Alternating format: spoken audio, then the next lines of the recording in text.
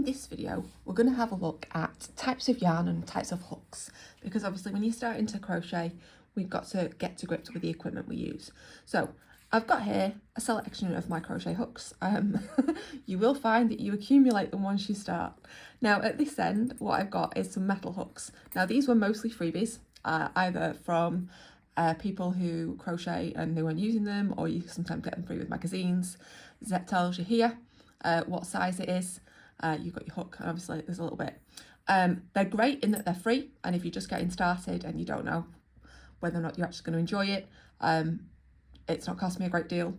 I do find if I'm doing a lot of crochet that where this is on where my thumb's going to go, it sometimes gets a little bit tender on my thumb, just because obviously you're frictioning over a raised bit. I've also got here a little selection of plastic ones. Again, some of them are free from magazines. Some of them I've bought specifically because I needed specific sizes, and the plastic ones tend to be at the cheaper end of the range. So I've got a 10mm hook here. I think that's the biggest one I own, and this nice bright one I think is a 7mm hook. Again, inexpensive and a good way to start, but sometimes again it's raised to tell you what size it is, and it's not always in the best position for where I'm holding my hook. This little section here, we've got softer handles. So the size is down at the bottom end, either printed on or this one's embossed in. So they're a little bit more ergonomic because they're not rubbing on your thumb. This one is a little bit nicely shaped. This is a clover hook. These ones, like I say, they're sort of a rubbery handle that just makes them a little bit more comfortable to work with than the metal or the plastic ones. Down at this end, these are my favourite. Which is why I have this isn't even all of them. These are the Clover, again, brand. So it's a plastic handle, but a rubberized bit where my thumb's going to be. And again, you can see nicely here, I think, the different types of sizes. So this teeny tiny one down here, my 1.5mm, this is really good if you're doing very delicate lace work, doilies, if you're working jewellery. That's why I tend to use it for making earrings and things like that, because it is a very small hook. It's also quite useful if you've dropped a stitch, if you're a knitter, for picking up stitches, because it's quite small, it doesn't get in the way. I'm just going to clear these ones out of the way now, because I'm just going to keep these ones out for now. So different types of yarn require different types of hook, well, different sizes of hook. So like I said, my smaller end of the range here are really useful for doing very delicate makes with very fine yarn, quite often thread. When we get to this kind of range here, we're talking about double knit yarn. So it's a little bit thicker, it's a fairly standard size, and we tend to kind of use between a 3 and a 4mm hook there. My 4mm hook is currently on a project. When we're talking about using Aran weight yarns, we tend to be working in 4.5 to 5mm range, 6mm for a chunky, and then if you're using super chunky yarn, that's when we get into our bigger hooks. Now you'll notice on these, there are also letters as well as sizes. So if you're working in with American terms, the Americans quite often just refer to the hooks by a letter. So each letter refers to a specific size. So if you see that in your pattern, that's all it is. There is no right or wrong hook to use.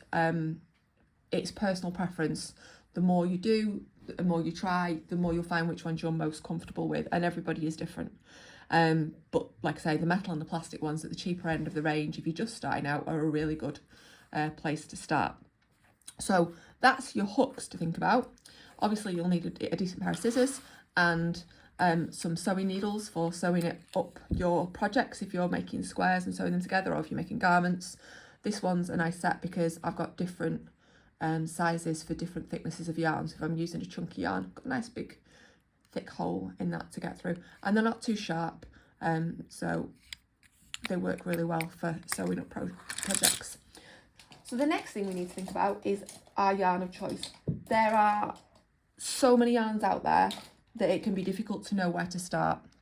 So most of the time you want to start with something fairly basic, like a double knit or acrylic. So this is, I'm just going to see if I can make it a little bit higher. So this particular one is an Aran weight yarn. Now you can see it's different colours, multicolored. This bit of paper on here, if you've not used yarn before, is called a ball band, and the ball band tells you most of what you need to know before you start a project. So on the back here, it gives you your washing instructions, because obviously if you're making a full garment, you might want to think about how you're going to look after it afterwards. Always please make sure you dry your garments flat, otherwise they stretch all over the place. And then if you're a knitter, it tells you here what needle size to use, and if you're a crocheter, it tells you here what hook size to use. So this is an Aran weight yarn, and it wants a 4.5mm hook. This little grid here is our gauge swatch. So it's telling you, now this is for knitting, and it almost always is for knitting, so it won't be exactly the same as a crochet gauge swatch. But this one says that to make a 10 by 10 centimetre square, I would need to knit 18 stitches across and 24 rows. If you are not using the same yarn as the pattern states, this is a very good way of helping you find an appropriate substitute. You want to look for something that's got the same knitting gauge on it. That way it's most likely to make up the same weight even if you're crocheting. Also on the ball band, it tells me obviously where my yarn's from. It's got a shade and a dye. So the shade, this one's called End of Summer, which I think is beautiful. It's got a shade number 5407. The dye lot is important. If you're making something big and you're going to need a lot of balls, please check that they're from the same dye lot, because if they're not, you might find that it shows. I made a massive blanket once, and you can definitely tell which of my balls were from a different dye lot to others, or they're just ever so slightly different in shade. So do check that if you're buying multiple balls.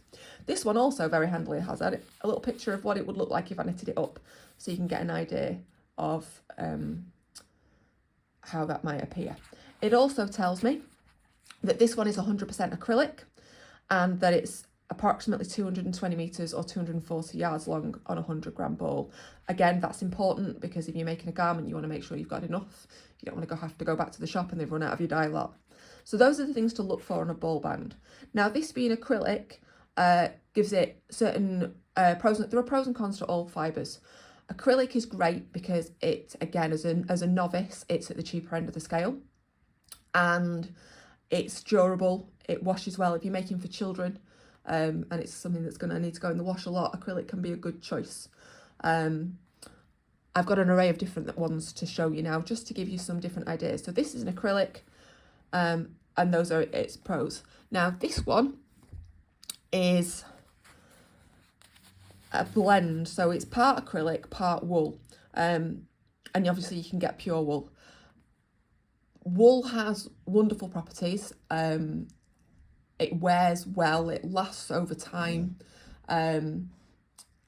I don't, this ball actually will be being donated. I'm a vegan, I don't tend to use wool anymore, but certainly if you're making socks or if you're making jumpers, wool is a good one to consider.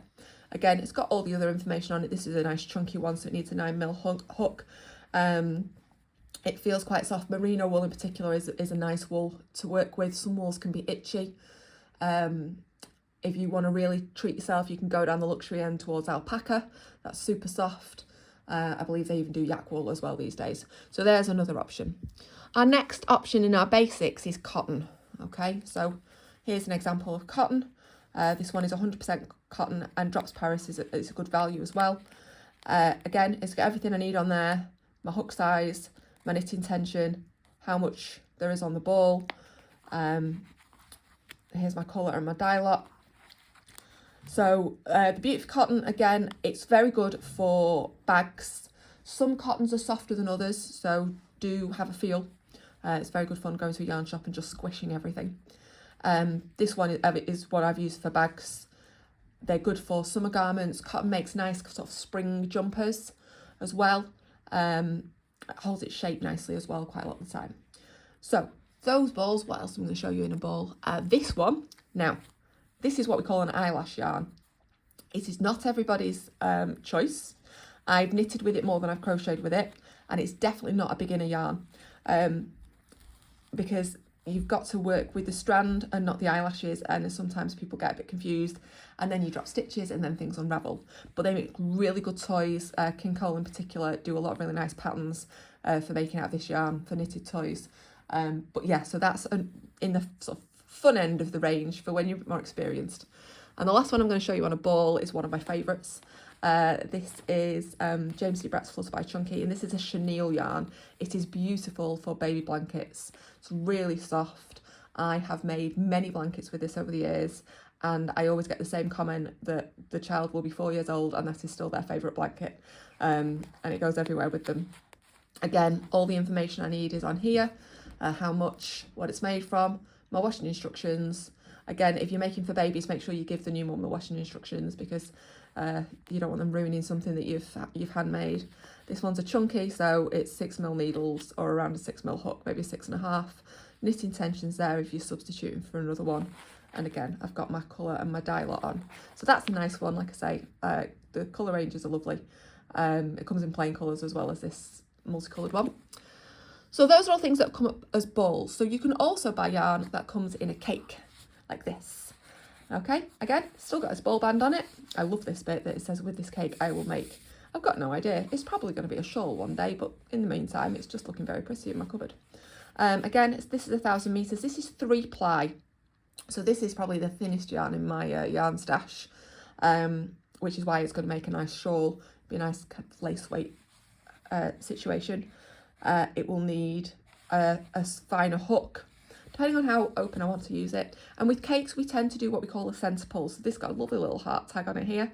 So that's where I'm going to start. So I would pull that. I'm not going to do it now because I'm not going to use it right now. And then I would work from the centre. You can do that with a ball. So with a ball, you can either start with the end that's sticking out and work from the outside in, or you can fish inside and pull out what's in there and start from the centre and do a centre pull. There are pros and cons to both, and I think that's a question of trying it and seeing which you prefer. I tend to pull from the outside because I take my projects a lot of places, and I find that centre pulls are great to begin with, but everything kind of collapses when you get towards the end. The next one I'm going to show you is actually just, I'm showing you the yarn more than anything. It's something I've already used. I didn't have a full skein to show you. This particular yarn is Tencel, and it's a 4 ply one, but I held it double for the project that I was using, so this is just what's left. But Tencel is a plant-based yarn that has a really nice sheen. So if you're looking for a more ethical version than a silk, it is a beautiful yarn to work with. It has a lovely drape. So again, it's nice for shawls. I've made tops out of it. I've made cowls out of it. I've even got a hat out of it. It's not a very warm hat, but it is a very cute hat. So yeah, so that's another of your options. And then the last one I'm going to show you for now is this one. And I'm showing you this mostly because it is what we call a skein or a skein. There are lots of arguments about how you pronounce it. And this is the luxury end of your yarn buying market. And to be honest, quite often ends up being a separate hobby where you just collect beautiful yarn because it's beautiful and you don't really think about what you can make with it until much later on.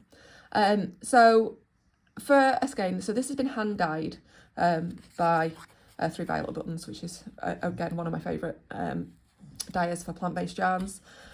And so it comes wound like this. So the first thing you've got to do with the skein is unwind it and cake it so it ends up looking more like this. Some dyers will do that for you, or you can buy a Swift and a winder and do it yourself. I do mine by unwinding this and wrapping it around my knees and then caking it by hand and hoping the dog doesn't interfere halfway through, because then it gets really naughty. But hand dyed yarn is beautiful, and you can get some really stunning colourways, and different dyers do different things. 3 Violet Buttons is very nice and colourful. I use Rainbow Fusions as well.